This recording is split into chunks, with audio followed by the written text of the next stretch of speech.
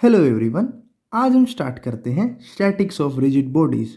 तो statics of rigid bodies में Newton's के दो लॉ यूज होते हैं। एक तो है Newton first law of motion और एक है Newton third law of motion.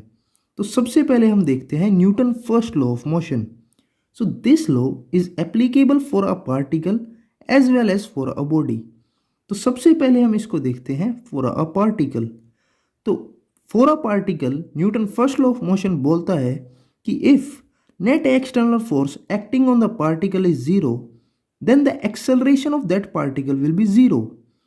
अब एक्सेलरेशन जीरो है यानी कि dv by D T zero है, और अगर dv by D T zero है तो हम कह सकते हैं कि या तो वेलोसिटी जीरो थी यानी कि पार्टिकल हमारा रेस्ट पर था, या फिर वेलोसिटी कांस्टेंट थी यानी कि जो हमारा पार्टिकल है वो एक फिक्स्ड वेलोसिटी के साथ मूव कर रहा है।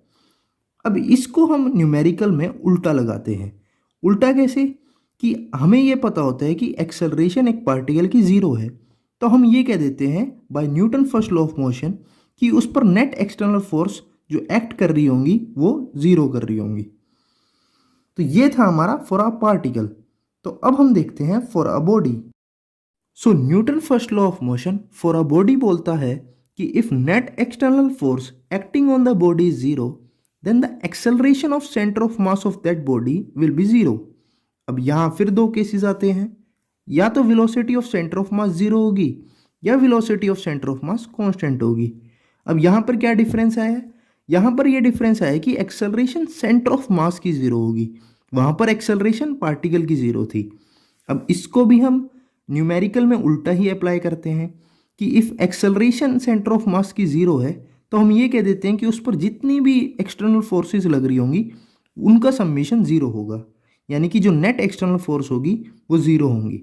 अब यहाँ पर हम एक केस देख सकते हैं कि ये एक पार्टिकल है, इस पर 4 न्यूटन की फोर्स लग रही है, और एक ये पार्टिकल है, इस पर भी 4 न्यूटन की फोर्स लग रही है।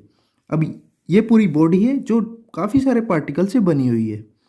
अब हो क्या रहा है कि यहाँ पर नेट एक्सटर्नल फोर्स पार्टिकल की जीरो है, 4 न्यूटन कैंसिल कर रहा है इस 4 न्यूटन को।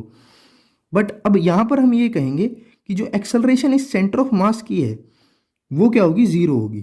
तो हम यहाँ ये कह सकते हैं कि यहाँ पर हम देख रहे हैं कि नेट एक्सटर्नल फोर्स जीरो है और एक्सेलरेशन इस सेंटर ऑफ मास की क्या होगी? जीरो होगी। इन पार्टिकल्स की एक्सेलरेशन होगी, बट एक्सेलरेशन जीरो किसकी है? सेंटर ऑफ मास वाले पार्टिकल की जीरो है। अब हम यहाँ पर एक एग्जाम्पल से न्यूटन फर्स्ट लॉ को समझ सकते हैं। तो ये हमारे पास एक सपोर्ट है और ये स्ट्रिंग अटैच है, और यहाँ पर ये कोई मास m है और इस स्ट्रिंग में टेंशन T है और ये एक मासलेस स्ट्रिंग है। तो अगर हम इसका FBD बनाएं तो FBD दो बनते हैं, एक एक्सेलरेशन वाला और एक फोर्सेस वाला। तो अगर इसमें देखें तो ये मास है, तो स्ट्रिंग पर टेंशन T जो कि क्या होगी? Away from the body and along the string, और मास m है तो ग्रेविटी का mg। तो ये हुआ। अब हम इसका अगर एक्सेलरेशन देखें तो इस पार्टिकल की एक्सेलरेशन, ये मूव नहीं कर रहा, तो यानी कि इसकी एक्सेलरेशन ज़ीरो है। तो अब हमने यह देखा कि यहाँ एक्सेलरेशन ज़ीरो है, यानी कि हम न्यूटन फर्स्ट लॉ लगा सकते हैं जो कि क्या बोलता है कि अगर एक्सेलरेशन ज़ीरो हुई तो क्या होगा? नेट एक्सटर्नल फोर्स उस बॉडी पर ज़ीरो लगेगी। तो यहाँ पर हम देख रहे हैं यानी कि यहाँ पर दो ही फोर्स लग रही है, एक T अपवर्ड और एक mg डाउनवर्ड। तो यानी कि T upward plus mg downward will be equal to zero. तो न्यूटन फर्स्ट लॉ से हमारे पास आएगा कि T is equal to mg। तो इस तरह ये है हमारी application Newton first law of motion की। सो अब हम देखते हैं Newton's third law of motion. So it is also applicable for the particle as well as for the body. So if a particle B और body B applies a force on the particle A और body A, मतलब कि अगर कोई particle B या body B force लगा रहा है पार्टिकल A या बॉडी A पर, then the similar force will be applied by the particle A और body A to the particle B और बॉडी B।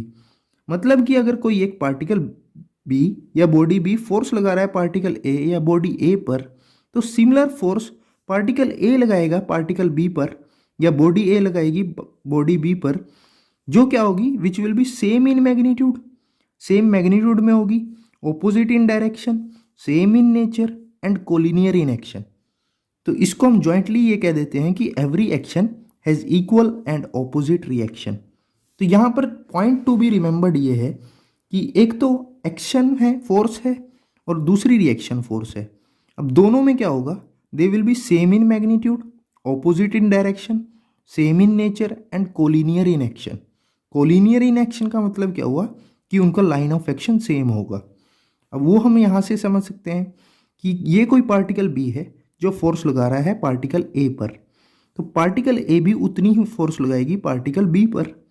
उनका लाइन ऑफ एक्शन भी सेम होगा, नेचर भी सेम होगा, ऑपोजिट होंगी और सेम इन मैग्नीट्यूड होगी। ऐसे हम बॉडी का भी देख सकते हैं। तो ये कोई एक बॉडी है, ये दूसरी बॉडी है, सेम फोर्स लगाएंगे ऑपोजिट डायरेक्शन में, same in nature and collinear in action. तो यही है हमारा Newton third law of motion. अब Newton third law of motion को हम एक एग्जांपल से समझ सकते हैं कि ये एक सरफेस है जिस पर एक मास m का ब्लॉक रखा हुआ है। अब अगर हम मास m का एफबीडी बनाएं तो देखो कांटेक्ट हो रहा है, यानी कि नॉर्मल रिएक्शन आएगा। तो ये क्या हुआ, एक्शन हुआ सरफेस ने जो ब्लॉक पर लगाया, और क्योंकि ग्रेविटी काम करेगी तो mg भी आएगा। तो ये दो एक्शंस है। अब इनके रिएक्शन होंगे उनकी ऑपोजिट सरफेसेस पर। तो ये नॉर्मल रिएक्शन सरफेस ने लगाया था, तो ब्लॉक भी सरफेस पर लगाएगा। तो जब हम सरफेस का एफबीडी बनाएंगे तो ये नॉर्मल रिएक्शन वहाँ पर लगेगा एज अ रिएक्शन। और ये जो ग्रेविटी की वजह से लगी, ये अर्थ ने लगाई थी। तो जब हम अर्थ का एफबीडी बनाएंगे तो ये mg as a reaction upward लगेगा, that is opposite in direction, जो कि हमने Newton third law of motion में पढ़ा। तो ये mg था, ये reaction opposite in direction, same in nature and collinear in action. तो इस तरह से हम एफबीडीज बनाते हैं और न्यूमेरिकल को सॉल्व करते हैं with the help of Newton third law of motion. तो आज के लिए इतना ही, थैंक यू।